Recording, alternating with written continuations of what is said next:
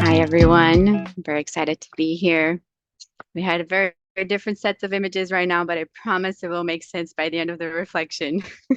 I'm Susanna, but you can call me Susie. I just want to share a very personal reflection as a Brazilian theologian and how theology has helped in my relationship with Mary. I'm also a cradle Catholic like Jillian, and when I was a child, up until 8 years old, my family would always go on long car trips to visit our extended family. And during those trips, we would always pray the rosary together. And my grandparents, they lived close to the city of Aparecida, and the city is named after Our Lady of Brazil, the one you guys saw Pope Francis kissing. And every time we drove by the basilica, they will tell me to say hi to our mãezinha, which is a tender way to say our mother. And Aparecida, which is her name, means appeared in Portuguese. And it's the name that our Virgin Mary received in Brazil because her story here is that some fishermen were working in the river and they caught an image of a black lady in their net. And so the Brazilian Mary appeared. Latin American Catholicism is very Marian. Choose any country, and they will have a patroness Mary tied to a story of origin that connects to the social reality of their culture, and people are very devoted to her. As I grew up, however, I started realizing I didn't quite have a personal relationship with Mary, despite being from Latin America. I would pray either the Magnificat with my parents, who had this practice every morning. They would pray together the Magnificat, or I would pray the Rosary with my family or by myself to try to make myself go to sleep. But I never felt close to Mary. She always felt distant, and the way some people talked about her being pure seemed very different from the realities in which I lived in. But she appeared in a different way to me when I started studying theology. I went to get my bachelor's degree at the Pontifical Catholic University of Rio de Janeiro. And that was when I first found out about Latin American liberation theology. I started realizing that there is a huge historical detail that determines the differences between US America and Latin America. And this influences the way we do theology. And that huge detail is the type of colonization that invaded our territories. There is a lot of complexities to the whole colonization processes across the Americas, but because of time, I would summarize it like this. In the US, a Protestant crown decided to colonize so they could occupy the new continent, while in Latin America, it was two different Catholic crowns who decided to colonize so they could plunder our resources and peoples. So they didn't come to occupy, they came to plunder. And this plundering mentality has shaped pretty much all of Latin American history and religious experience ever since the Europeans set foot here. When we fast forward to the 1960s, in the whole context of social liberation movements such as human rights, BIPOC rights, women's rights, queer people's rights, animals' rights, nature's rights, that was also when the church was living the context of the Second Vatican Council. And it was also when most of the countries in Latin America were facing dictatorships. And many of those dictatorships were, in one way or another, supported by high clergy of the Catholic Church. So this context of the 1960s was when bishops, priests, religious sisters, theologians in Latin America started realizing if we are the biggest Catholic continent in the world, the most Catholic continent in the world, how come we're also one of the most violent and full of injustices? Why is there such a lack of coherence with the gospel here? And that paradox of the Latin American reality was what became unacceptable and gave the start to Latin American liberation theology. So the 60s, 70s, and 80s were marked by this boom of liberation theology across Latin America. And it was also met with oppression from the Vatican and high clergy who did not understand why there were priests and even sisters, not to mention lay people, participating in social movements and sometimes even taking up arms to fight for justice to the people.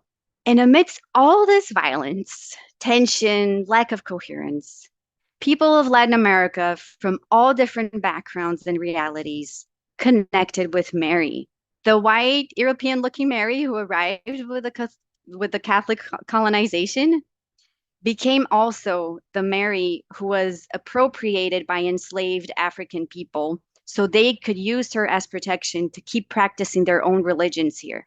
And she was also the Mary who reminded of Pachamama, which means Mother Earth in Quechua, one of the more than thousands of indigenous peoples original to Latin American territory.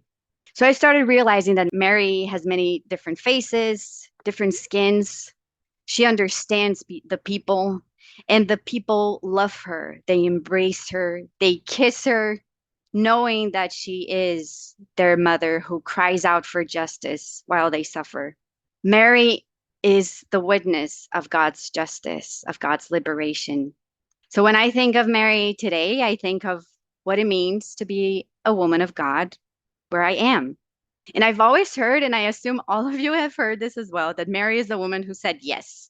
But she never literally said yes, right? That's just a way to interpret her acceptance of God's will in her life. When I look at the Magnificat, I interpret them as well. I'll read verses 51 to 53. He has shown might with his arm, dispersed the arrogant of mind and heart. He has thrown down rulers from their thrones, but lifted up the lowly. The hungry he has filled with good things, the rich he has sent away empty. Those words to me are the words of Mary who says no. No to injustice. No to the arrogant rulers and to the rich who oppress and steal from the dignity of those who are vulnerable. And this is the history where I come from. This is the reality I live. She's saying no to those injustices.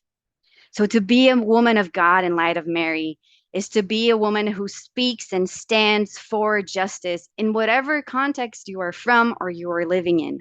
When I imagine her, I don't think of a woman with very westernized feminine standards. I imagine a woman of dark skin, filthy clothes because of her hard daily work, with strong arms because she carries her baby and does all the work in her house, and a firm, determined look on her face because she knows nobody can mess with her because God and his justice are on her side. And there's more when I look at the Magnificat because I see poetry. Mary says no to injustice and yes to liberation through a poem. This woman of God uses art to translate life in abundance, to act for justice. And I think if we don't understand that framing, we end up losing so much richness of how God reveals himself to us in our daily lives and how Mary can appear to us. Art as a form of justice. So in this context, last Saturday, I went to a concert here in Rio. It was a Madonna concert. She is a 65-year-old woman celebrating 40 years of a pop career. And there was a lot of fuss on social media and the news about her coming, and even more after she came and gave her performance. And some friends came to me for advice because they would like to understand Madonna from a theological perspective. And I found this very intriguing, especially because I was preparing for this event today. And so I started thinking, Madonna, with all the controversies she represents, is coming to give a free concert right in the neighborhood where I'm staying. And it's during the month of Mary.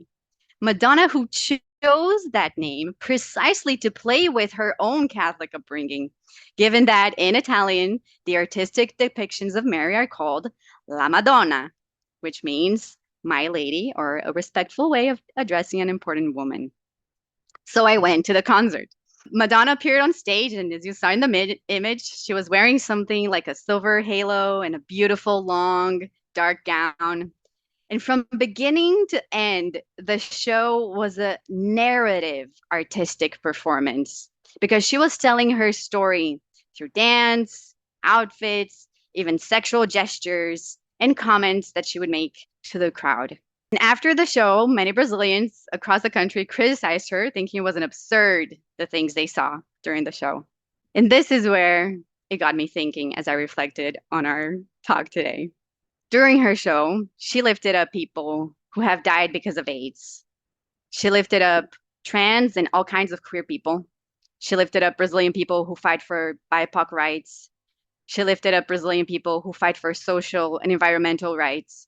She even lifted up a Brazilian religious sister who dedicated her life to the poor. How absurd a pop singer, a woman, be so outspoken about justice in all its different dimensions, including religious dimension. La Madonna, she can appear to all of us. La Madonna is any woman who stands for justice. This can be you. This can be me walking on stilts inside a church, as I did one day to celebrate Our Lady. It was one of the pictures that we had as well. And this can be even Madonna using her performance to give visibility to all the different struggles for justice in today's world. Because this is Mary, the mother of Jesus. She's the queen of liberation, because from the moment she accepted God's promise of justice, she also did not accept anything that falls short from justice. So I invite you all to reflect on how Mary appears to you in your life and reflect on how your relationship with her can influence how you see other women and how you see justice or the lack of justice in your life, in your communities, in your country. And I pray that Our Lady who appeared, Our Lady of Aparecida, may pray for us so that like her we can speak and stand for justice where we are.